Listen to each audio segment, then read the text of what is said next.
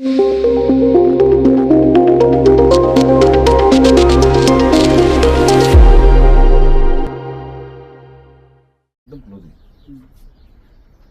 काय झाले? डोळ्याला लागलेलं आहे. चेक केलं का डोळ्या? चेक केलं सकाळी जाऊन आलो डॉक्टरकडे तर उद्या प्लॅस्टर म्हणजे ते सूज हा, जास्त पण हे झालंय का असल्यामुळे मागून? हा ना. दगड घुसले. दगड घुसले ते. एकाने पाय दिला इकडून तोंड. बापरे. ते दगड डायरेक्ट घुसले इथं डोक्या म्हणजे या बाजूला. तुम्ही काय माशाला घेऊन आले होते का? नाही, आम्ही सहज आलतो शिवजयंतीला. भाऊ होते आणि 7-8 जण होतो. ते नेमकी पुढे निघून गेले, मी पाठीमागं राहिलो. म्हणजे मी पायरी उतरतच होतो दरवाजाची. त्यात तेवढ्या झटक्यात मागून लोटालुटी झाली आणि डायरेक्ट पुढं पडलो. बापरे. त्या झटक्यात पहिला पाय मग हे झालं टिचला. खाली पडलं ना, या बाजूने पडलं. एकाने इथं पाय दिला, असं का सरकत खाली.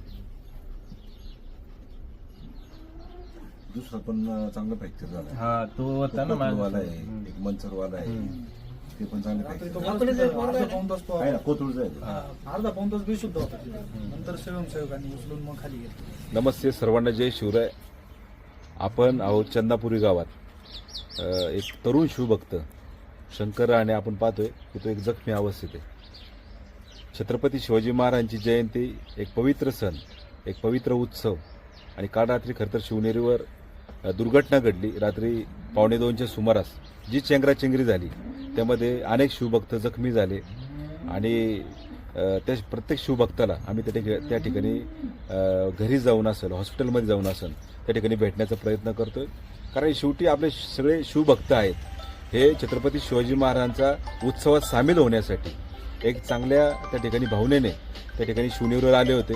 परंतु काही हुल्लडबाजी शिवभक्तांमुळं त्या ठिकाणी जी चेंगराचेंगरी जी घटना घडली, फार गालबोट लावणारी खरं तर घटना आहे. परंतु असे अनेक शिवभक्त आहेत जे जखमी झाले. माझी खरं तर या निमित्तानं शासनाला विनंती असेल, लोकप्रतिनिधींना विनंती असेल की या प्रत्येक जखमींना त्या ठिकाणी भरपाई देण्यात यावी. शेवटी आपली जबाबदारी आहे. हा छत्रपतींचा उत्सव त्या ठिकाणी साजरा करत असताना खरं तर अशी दुर्घटना होणं खरं तर जुन्नर तालुक्याच्या दृष्टीने खरं तर आपण प्रत्येकाचा त्या ठिकाणी सन्मान करत असतो. आलेला प्रत्येक शिवभक्ताचा आपण त्या ठिकाणी आदर त्या ठिकाणी राखत असतो. शंकर सारखे अनेक तरुण शिवभक्त आहे. खरं तर आपण पाहतोय की कुटुंबाचं सगळं हे शेतकरी कुटुंब आहेत. आपण त्यांची आजी पाहतोय, वडील पाहतोय, सगळं कुटुंबीय पाहतोय. आज खरं तर छत्रपती शिवाजी महाराजांचा आशीर्वाद आणि खरं तर ही घरच्यांची पुण्याई म्हणून खरं तर आपण पाहतोय की हा शिवभक्त त्या ठिकाणी वाचला. नाही तर काळूबाई सारख्या ठिकाणी जी चेंगराचेंगरी झाली तिथं काय परिस्थिती उद्भवली होती संपूर्ण महाराष्ट्राने पाहिली.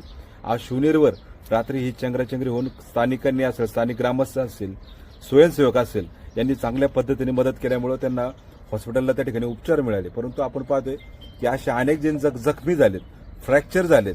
खरं तर यांना नक्कीच शासनाने त्या ठिकाणी मदत केली पाहिजे, त्यांना भरपाई दिली पाहिजे. ही माझी शासनाला मनापासूनची विनंती आहे. सुखासुखी आलाय घरी गंजाला खर्च करून निघू, पैसा मिळेल, माणूस मिळाला का भाऊ? काय सांगायचं जास्त प्रमाणात गर्दी झाल्यामुळे तिथे चेंदाचेंदी झाली. तर पायऱ्यांवरून उतरताना पाठीमागून आलेल्या हुल्लडबाजांमुळे ती पूर्ण चेंद्राचेंदी झाली. त्यात मग माझा पाय फ्रॅक्चर झाला आणि ते लागलेलं आहे, खरचटलेलं आहे. आपण पाहतोय की त्यावेळेस चेंगराचेंगरी झाल्यानंतर कोण कोणावर पाय देते. आपण पाहतोय किती मोठी जखम झाली. खरं तर त्याच्या कानाला जखम झाली. ठीक आहे, सुदैवाने आज शंकर वाचलाय. परंतु माझी खरं तर या निमित्तानं काही ह्या खरं तर शिवभक्तांना विनंती राहील की आपण छत्रपती शिवाजी महाराजांचा जेवढा उत्सव त्या ठिकाणी साजरा करतो, येणाऱ्या शिवभक्तांनी खरं तर पावित्र्य राखलं पाहिजे. हा आपला उत्सव आहे, याचं नक्कीच गांभीर्याने त्या ठिकाणी पावित्र्य राखलं पाहिजे. शेवटी प्रत्येक शिवभक्ताच्या मागे जे असतं ते कुटुंब असतं, आईवडील असतात, त्यांचे सगळे कुटुंबीय काळजी करत असतात. आणि काळजी खरं तर आपण आपल्या आईवडिलांची पण केली पाहिजे. ज्यावेळेस तुम्ही त्या ठिकाणी जुन्नरला येतात, शिवनेरीवर येतात, आम्ही पाहतो की अनेक जण मोटरसायकलचे सायलेन्सर बदलून त्या ठिकाणी रेस करत असतात, हुल्लडबाजी काहीतरी करत असतात, काही जण ड्रिंकमध्ये असतात, व्यसनामध्ये असतात. नक्कीच प्रशासनाने पुढच्या वर्षीपासून ह्या गोष्टीवर पण आळा घातला पाहिजे. कारण आपण पाहतो की याच्यामुळं असे काही जे शिवभक्त आहे जे सद्भावनेने त्या ठिकाणी येतात त्यांना पण त्या ठिकाणी नुकसान होतं. त्यांचं त्या ठिकाणी आपण पाहतोय ते पण त्या ठिकाणी जखमी होऊ शकतात.